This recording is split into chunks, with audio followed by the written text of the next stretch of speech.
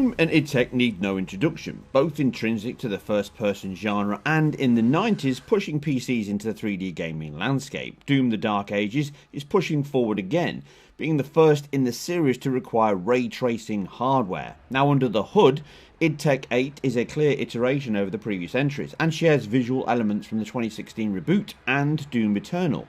The team have built and expanded on the prior engine while still relying on core features such as virtual texture maps, dynamic lighting, procedural destruction, dismemberment, and a flesh and bone decal system. But now the game has expanded both vertically and horizontally, with the biggest levels and story of any Doom game before. As well as ripping and tearing as the Doomslayer, you can now battle Hellspawn in a gigantic mech and even go full Panzer Dragoon with your own dragon ride.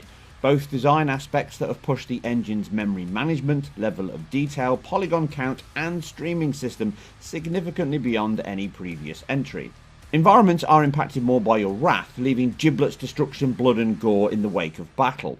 Building on Eternal's gib system, Dark Ages extends more variety as enemies break down from impact, exposing bone and sinew using a vertex blend of meshes and decals that is even better this time around.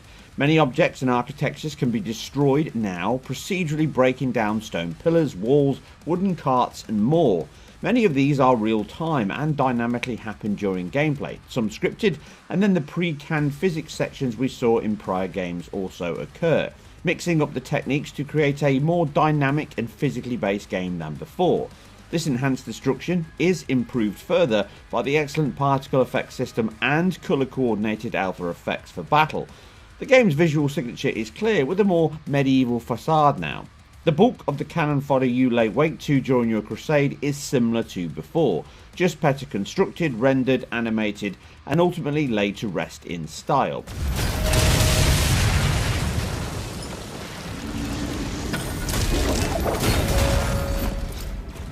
Now the single biggest technical change Doom: The Dark Ages ushers in is hardware accelerated ray traced lighting, RTGI, and reflections. Yes, ray traced reflections were added in a patch for Doom Eternal across PC and current generation consoles, but the difference is RTGI has been built into the game's lighting by default and therefore requires ray tracing hardware to run.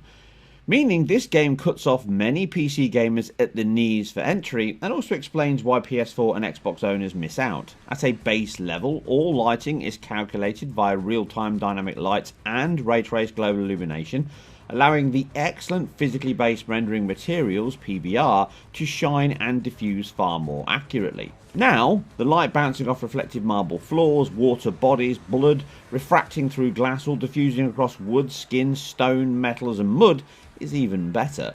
The variety of areas, surfaces and scenes give the engine the chance to push even further than before. And thanks to the entire engine's lighting model being centralised around ray tracing, this offers superior accuracy and economies of scale.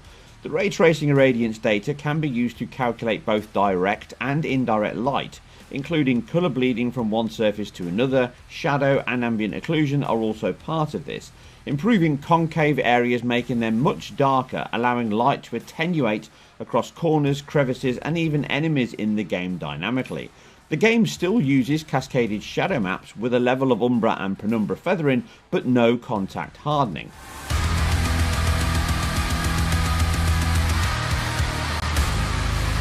Ray Trace reflections are a PC exclusive, enabled from the medium reflection setting upward, reflecting across many surfaces and roughness levels. They include both static and dynamic objects such as ghouls and NPCs, but all versions fall back to screen space reflections for alpha effects, animated textures such as flags and particle effects, which is far too expensive to be included within the BVH and ray intersection calculation for a game that targets 8 milliseconds or less by default, even in the high PC space.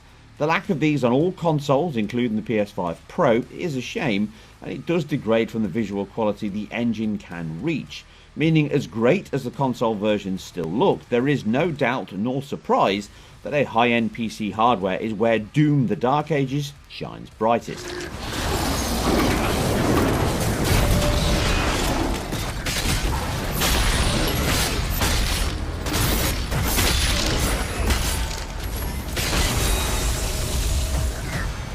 Now the final piece of the IDTech 8 jigsaw is full path tracing, last seen in Indiana Jones and the Great Circle, which uses a fork of IDTech 7 as its engine. The feature was exclusive to 12GB plus RTX GPUs, and sadly this was not ready for review and even launch, but it will come in a later patch, only enhancing the already superior PC version further, unifying more of the game's visual construction whilst moving further forward in that physical accuracy of the game's light and material quality.